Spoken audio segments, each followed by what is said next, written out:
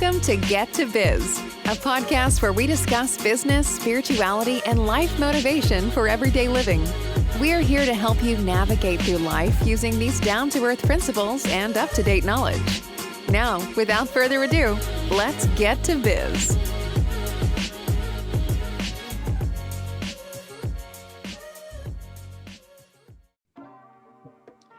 Hey everyone, thanks again for joining us. We're coming back to you with, again, you have Bryant, Tony, and Herman Moncrief with us, and our sound engineer, Charlie, in the background. Again, another episode of Get to Biz, where we take business, motivation, education, and have a little bit of fun with it. So if you join us over this series, even going back to the beginning of back to season 1, we always have a lot of laughs and fun when we do our podcast. And we try to make sure it's relevant to you, not only your business, but also your personal and professional lives.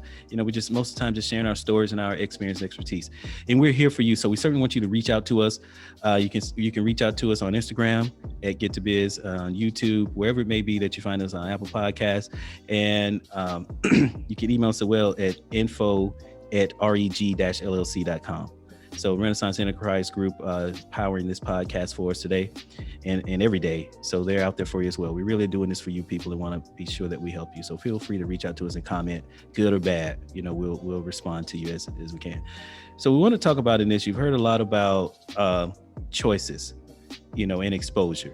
So making sure that you put yourself in a position to have as many choices as possible. Make sure that you're exposing yourself to things to help kind of round out yourself from whether it's an educational standpoint or learning about your business. And then when you're doing that from an exposure standpoint, remember when in your conversations, most of the time, and anyone you're talking to, you're being interviewed. And so what we're going to get back to now is thinking about your business. And since we do have Herman here, who has a great expertise in the financial world and financial markets, accounting principles, mergers, acquisition, et cetera, is that a lot of small early stage entrepreneurs and people thinking about business, they're wondering how they're going to finance their business. How do they go about raising capital, when to ask for capital, when they don't need capital, and so forth. So I would say, Herman, for you, thinking about it from again, early stage entrepreneur, some small firm that's looking to maybe need to pivot or they need an infusion of capital, what are some of the best ways, or how should they think about when to go and ask or seek capital? And when I say capital, people, I mean basically money to operate your business. I think when you have, when you get to a point where you've got a product and or a service, and there's a lot of white space in the market for goods and services that you're providing, right? And you're beyond from a capital needs, you're beyond what you can finance the business off of organically by what you're generating, and you need to buy equipment, or you need to expand your sales force or expand your operations. Then that's when you need to try to go and attract capital. I mean, a lot of people, what they don't do is, the first thing you need to do is make sure that you have a set of financials that you can use to go. I guess that's the first thing they're gonna ask for. I mean, that is the building block for everything, for getting capital, for getting, for structuring loans, where you're doing crowdfunding, VC, PE, wherever you're gonna have to have a set of financials, right? And your set of financials are gonna need to be really gap-based financials, right? In order for somebody to invest in a business, because financials tell the story of your operations, right? So they speak in those terms. So when you're saying that, just to, for me, slow it down a bit. So you're talking about when you have a good of service that is to value the people. So you're talking about you have a minimum viable product. Mm-hmm. When you have something that has legs under it, that's going to be, that the market has said they are willing to accept and willing to spend their dollars on, that's when you should start thinking about capital to support that business. And you also talked about having your financials together, meaning your financial statement that that need to be based on a GAAP analysis. So general accounting principles. Right. It needs to be stuff that they can see, whether it's a cash flow statement, a P&L, a profit and loss statement, something that shows your inflowing cash and then your outgoing. Yeah. And you say that's useful whether you're doing a PE, which is a private equity firm, or a VC or venture capitalist, or traditional financing for a bank. So all of them are going to ask for those. That's just a standard that you need to have, is your financial statements and records of some type of income, some type of transactions that you're doing in your business. Right. Okay. Yeah. So, how much cash your business kick off? I'm saying? You got to determine, you got to go through a thought process of what type of funding you want. You know what I mean? You're gonna go to debt market, debt financing, equity financing. You got to really go through that analysis and understand: are you willing to give up 30-40% of your business? All those things you need to think about.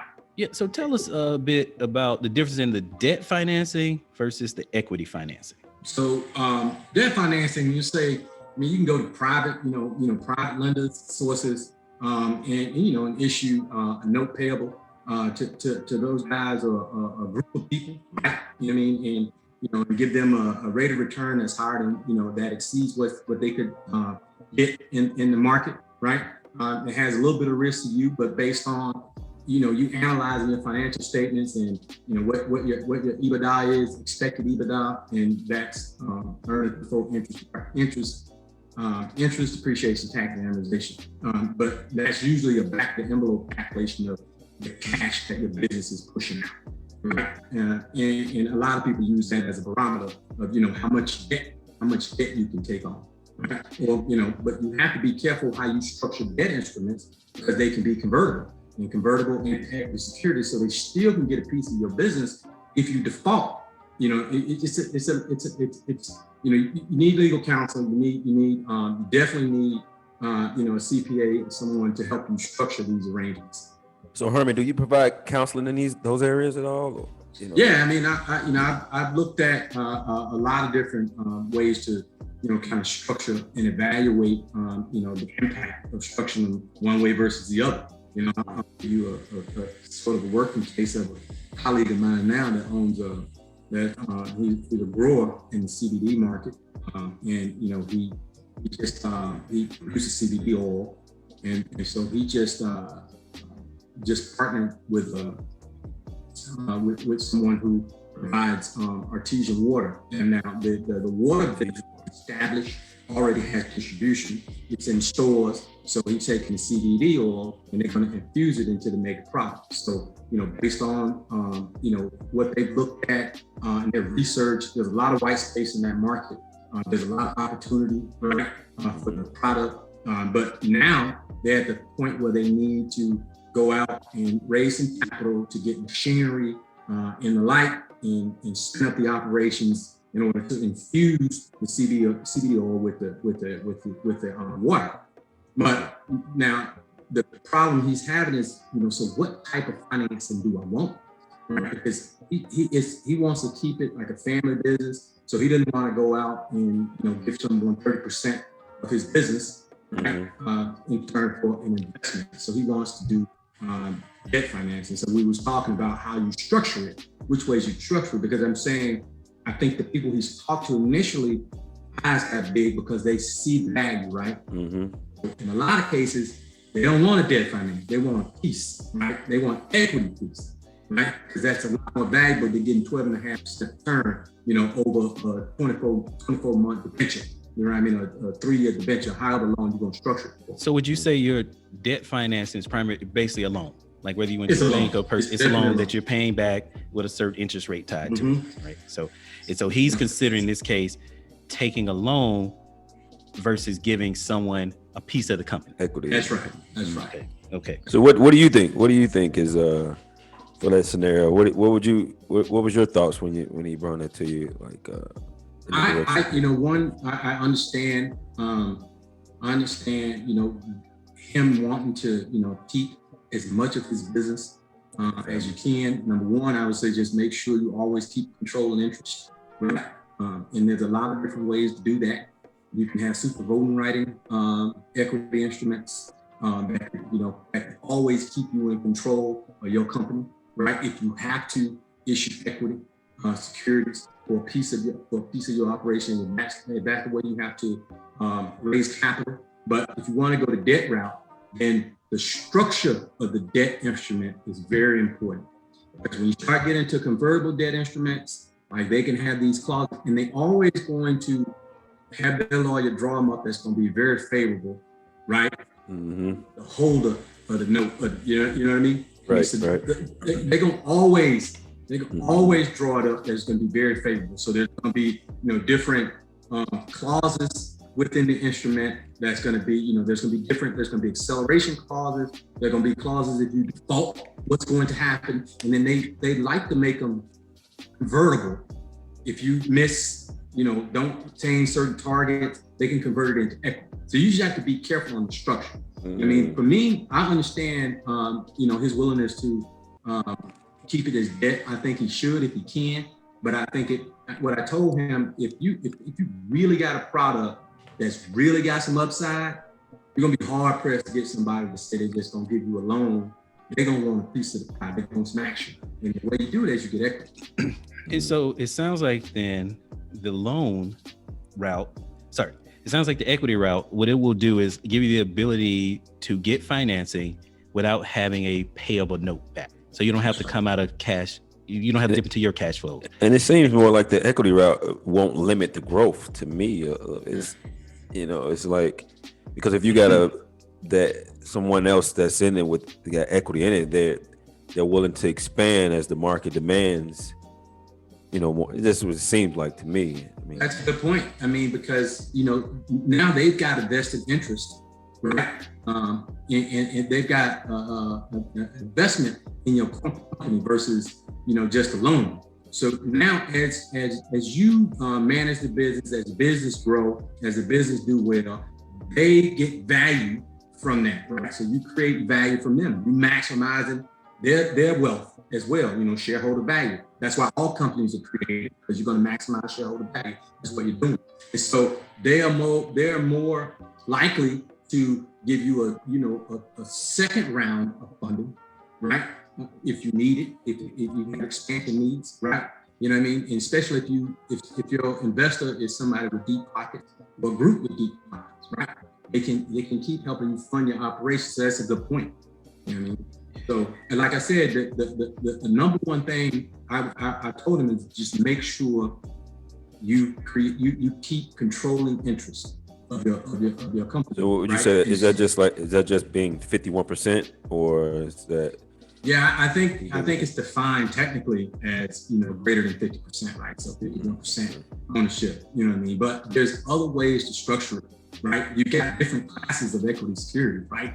I mean, you got common A, common B, common C, and you got preferred. You know what I'm saying? You can have different classes in your capital stack. So you can, because I used to work for a company that had a super voting right class B shares, and so those voting right shares were 25-1, right? And so what that did is let the two founders have the controlling interest no matter what happens over here, because they had the super voter rights. So it prevents takeover too, right? Yeah. So when you talk about that equity structure, like say, yes, it's 51%, but more importantly, if you're issuing it and calling it shares, class A, common, stock, etc., you think about your voting rights too, because your voting rights and ownership doesn't necessarily follow each other. You see that a lot of times when you see, quote unquote, a hostile takeover or a firm out there like a KKR, which is a hedge fund. They may only have 5% of the company, but they have so many voting shares. That's how they're able to get a CEO removed, how they're able to change the course of the organization. It comes down to your voting shares and rights. So that's interesting. A good standpoint. I will say, listening to you, the equity route could be more favorable to you versus a bank in case the business goes bad. Like I say, you didn't give up any, you don't have that note or that debt out there in case things don't go the way they want it to. So people can say, oh, well, that's a less risky endeavor to me, and I can start something else. It's less risky maybe from your outlay of cash, but you still failed in the private equity or venture capitalist industry market. So when you do start up something else, how likely are you going to be able to get business? Right. Just like with the bank. So if you default on the loan, banks know you defaulted on the loan. You go bad with a equity partner. The equity industry knows you went bad there. So you still have to be keep your business acumen, be business savvy, and try to work hard to strive the business. I think one thing I did pick up on that and Tony and Herman both talked about this, is from an equity standpoint, is that now you have a vested partner, where the bank is just looking for, or whoever you have your loan with, they're just looking for that monthly payment in interest. Where with the equity partner, they need you to exceed, because they gave cash or value to you that you're going to have to create to capture a return. So they're very interested in you being able to grow and deliver that return for them. Well, think about any early stage, most of your early stage of startups, they're going to go through 3 rounds. Mm-hmm. Say 3 rounds of financing? Yeah, so it's like A, initial B, and startup, C round, right? Mm-hmm. Before they become, and they say once you hit the C round, you become real, like it's only a real company, right? So, in each of those rounds, they go back to that same investor group that gave them cash in the round A funding, right? So when they go back to them, they issue, a lot of times it's structured as a note, convertible note with warrants, detachable warrants, and they have that, and then they usually convert those on a 1-to-1 basis for some type of equity security. Most times preferred shares, which track along with the common shares. But I mean, so I think it's more beneficial if you go the equity route from the standpoint of having a partner, and then you're gonna grow the business. But that goes back to where you're trying to go, right? Is you trying to stay here, or you trying to see the macro picture, right? A lot of micro picture, right? And so, but you're not dreaming big enough. I'll put it that way. Mm-hmm. So, very rarely we talk about firms on here, but Tony and I have talked a lot about, when you talk about, you just made me think of something when you talk about that macro picture. And I know Tony posts this, I've seen him posted about Jeff Bezos working at Amazon corporate office. I think it was his garage or something. Mm-hmm. And I think what he had was that view of the macro, like the long game. Mm-hmm. And I want you to kind of help, if you think about their valuations, they were valued at billions of dollars before they made any profits at all. Another firm that valuation tends to or the most recent I can think of that outpaces its actual income was Uber. So when you think about, again, playing that long game, when you think about an Amazon and an Uber, where you're talking about the evaluation, and then are you staying here or growing here? For those companies or firms that they're not thinking about that small microcosm, they're thinking about the overall market. How do they get that valuation? How do they get a valuation that exceeds their profitability? Right. So soon, huh? Yeah, so soon. Got to be more than a business plan. Right. And that's all forecasted results, right? Mm-hmm. I mean, based on, you got valuation specialists that come in and, look at the market, look at, kind of data trends in that market, and, opportunities in that market, how much white space is out there, you know what I'm saying? And then they develop that into, a 5-year projected, 5 to 10-year projected set of financial statements, right? And operations. And then what they do is they take a multiple of, whether it's a top line multiple of revenue, like 4 times revenue, 4 times projected revenue, or they take a multiple of EBITDA and multiply that by whatever, 1, 2, 3 times multiple, whatever the industry they're in. There's multiples by industry, right? And it's all based on historical data from, certain business combinations in what's going on in that industry. That's how you develop that, right? And so, and from those projections, you've got, let's say $100 of EBITDA 4 times, you get $400, you know what I mean? And that's your value. So very simplistic. So that's how you see these people that get, they're worth $400 billion, you know what I'm saying? Right? Is that real? I don't know. It's all based on, some type of forecasted analytics. So then you gotta track towards those analytics, right? And so the only way you can tell if it's real is time, right? As they begin to put out, what they real results, right? You know what I mean? What did you achieve in the first? How you tracking to the first year forecast, right? That's how you tell when it's real. Yeah, and I heard you say something a couple of times here about white space. And with white space, people talking about is a space where no one is operating today. That can get you a better valuation. If you're in a crowded space, and we talked about this on numerous times, where the competitive landscape, where it's very competitive, the less likely you are going to be able to attract funding, whether that's equity funding or debt funding. One space that's real crowded, and I'll take COVID out of it, is like the restaurant industry. Not a lot of people are trying to really invest in that business venture or model. One, because the space is crowded, and 2, they have a high fail rate. So you need to think about when you're. Yeah, you were telling me that, man. Oh yeah, restaurants. Yeah, they fail like crazy. Well, again, you know, it goes back to we talk about this on this the share shift. Shifting. It's the share shift. Yeah. And we talk. So how you differ, right? So when you talk about products and service, you got to talk about how you differ from if you're in a crowded market, what's your competitive advantage? So what's going to differentiate you from the masses, right? I mean, because that's your value. You got one thing that nobody else has, that's your value. But if you just frying chicken and biscuits, I mean, I can do that forever. They're doing that every day. I mean, it's exactly. People who've listened to us before, I did not pay him to say that. You know, you've heard me over and over again talk about those principles. And this is somebody fresh on the scene telling you the exact same thing. So people believe me when I tell you this. It is true. What are you doing that's different? What's special about you? What's your competitive advantage? You know, what problem are you solving? Like you said, frying chicken ain't a lot of people solving that problem already. So what's going to make yours different from mine? And this all gets back into the financing of the business. And you know, a lot of times people will say, well, I'll finance it myself because I have more cash flows coming in than going out. That's true. But when you scale, that becomes a problem. Like you said, when you're trying to expand the pie, you may need more capital to hire more equipment, hire more people. You're in a different environment. You can't be your same self and expect to grow and grow and grow. You know, if you're out there going door to door by yourself selling something, you have limited capacity and bandwidth. You can only knock on so many doors so many times a day. So now you need another person that you have to pay. Somebody else's money. Exactly. Right. Exactly. Look at who is it? Quibi. You saw how much money they spend in a short period of time. Yeah. Right. You say Quibi. Who was that now? Oh, it was like that. Well, it was like that short, you know, movie. You know, like the small movie. It's a small movie app or something like that. Yeah, it was like I can't even think of anything that was equivalent to it. It seemed like it was pretty cool, but they had a lot of investors invest billions. They had like $1 billion valuation, $2 billion in like short movie clips. It was going to be the next thing. I think they came up with it because we were sitting at home. It was some other type of stream app. So think about a condensed version of Netflix or Hulu or HBO Max or whatever the case was. This new platform. And I let Herman, since he's in that space, they had this huge valuation, start reading about it. I think I'll use his name. Kevin Hart was invested in them and all this stuff. I think they even started generated $2 billion in funding, right? And what happened? Burn through it all. Burn through it all. It's no more. Wow.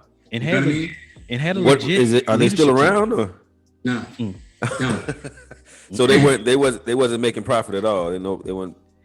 No, it didn't. You know, it sounded good. That's why I said they came up with evaluation and developed, forecasted results and said the market and somehow came up with a market for the product and, a bunch of upside. And they created a set of financial statements that, somebody believed in and projections that a bunch of people believed in, right? To the tune of $2 billion in funding, hard cash that they used to basically fund the operations of Quibi, and they burned through it. And Quibi is no more. Wow. Isn't it a Jay-Z line where he said numbers don't lie? Numbers lie. And every time I hear somebody say that numbers don't lie, I laugh because why you think you had all those large failures with Enron and the like? Lie. They lied. You know what I mean? There was no fact in it. So I won't go there. That's a good point though, man. I hear you, man. I was at a meeting, a live meeting. And I was updating forecast, doing this and that. And they were like, well, the numbers, you need to see what the numbers say. I said, look, I've been doing this for a while. You guys have been on me about these. I said, it's a spreadsheet. What you want the numbers to say? I'll just type it in right now. I just change it. Like, you just arguing with me. Like, what do you want it to say? And then what happens is time will tell if it's true or not. So when he's talking about that valuation at $2 billion, somebody said it's worth $2 billion. Somebody said it. Time said that it's not. So yeah, those numbers can lie. They tell a story, and that's the thing I kind of like about the numbers. I get into statistics a little bit. When you read statistics, be careful to look at that asterisk on that source and how they're doing that. They can make them to tell a story that they want you to hear. You really have to understand those stats when you're seeing these percentages of this, that, the other. You really got to understand that stuff. And even for your own valuation, where are you getting those numbers from? How are you doing it? You're going to have some proof in the pudding. And like I said, these people had it, and they were backed by, they had a very strong leadership team. You know, a very strong leadership team, people that you're familiar with. So, and it's just was looking at short movie clips. Yep. Yeah, I don't.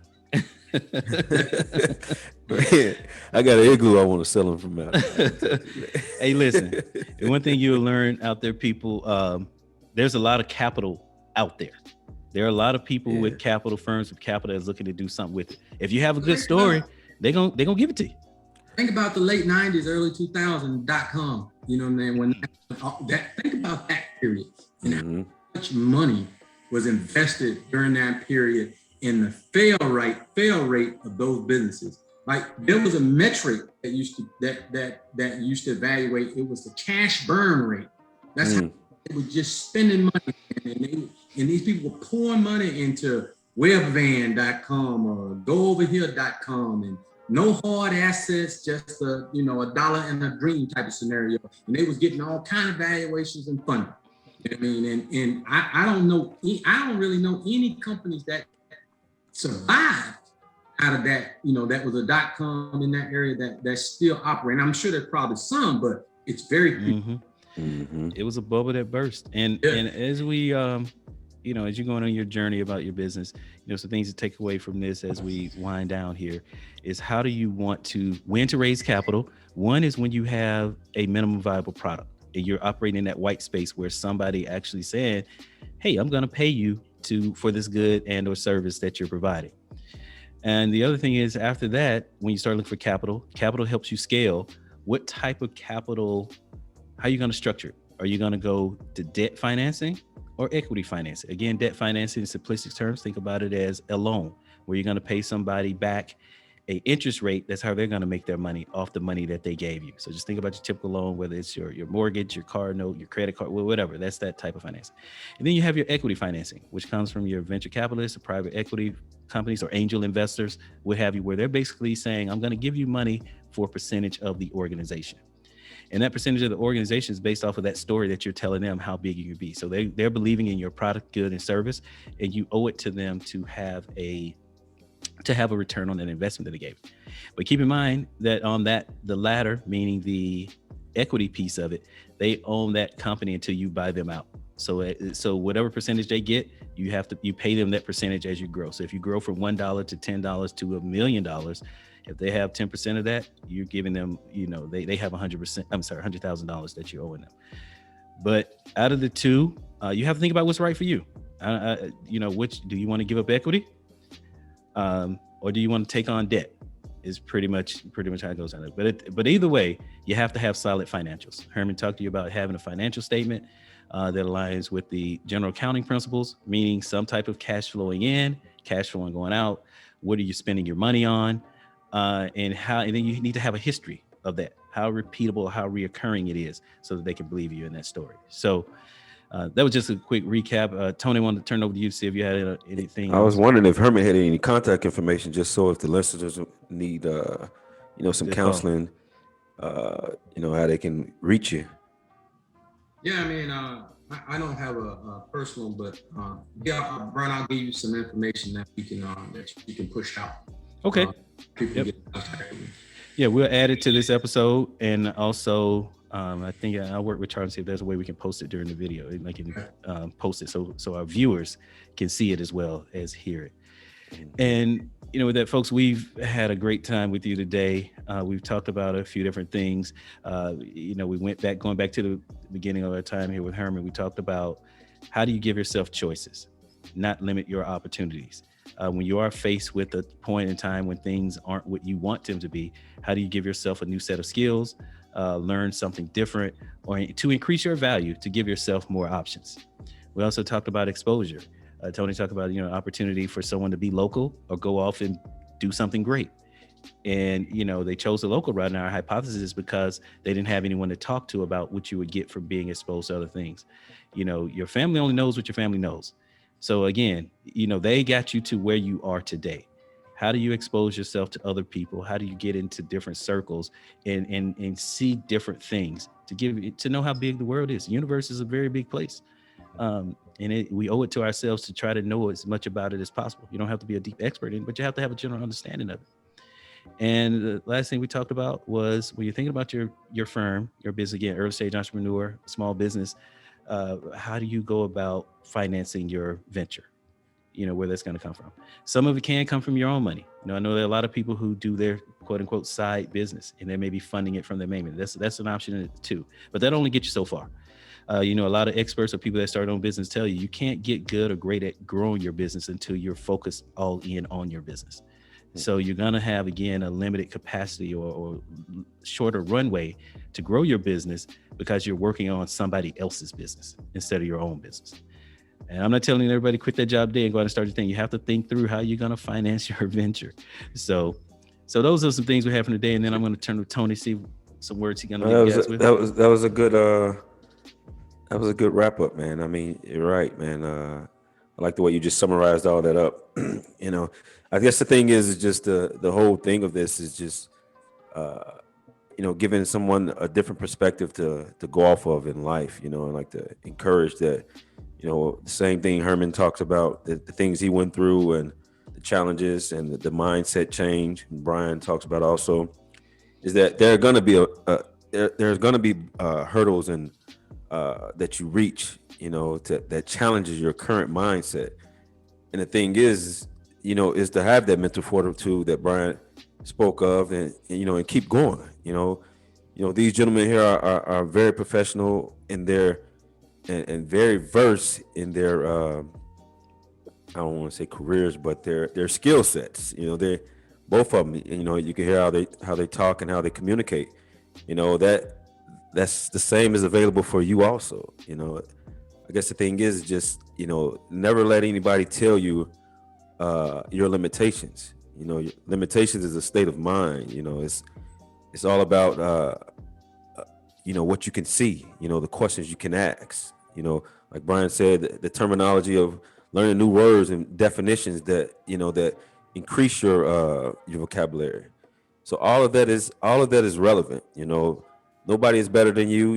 You have a space out in this ecosystem, in this world, in this marketplace. The thing is just, you have to get yourself around the correct surroundings. And be patient with yourself. Don't come overnight. You know what I mean? There's hurdles out there, but just keep going. You're living, you're breathing, you're moving, and there's someone that wants to listen and follow you. And there's someone that wants to encourage you, and in part you can be an encouragement back to them or back to the ecosystem and build from there. So, okay. And with that, folks, thank you for joining us again on Get to Biz. And Herman, thank you so much for blessing us with your presence today. Yeah, thanks, the words of wisdom, the great stories. We got to have you back again. This was fun. This was fun. Hey, so with that, everyone, we're going to close out another episode of Get to Biz, and we'll see you next time. Thanks. I know. Thanks for joining us on this segment. We would love to hear your feedback about today's subjects. Shoot us a message on Instagram at Get2Biz or email us at info@get2biz.com to stay up to date with all our future endeavors. This podcast is made possible by viewers like you. We hope the info given today encourages you to get up and get to biz.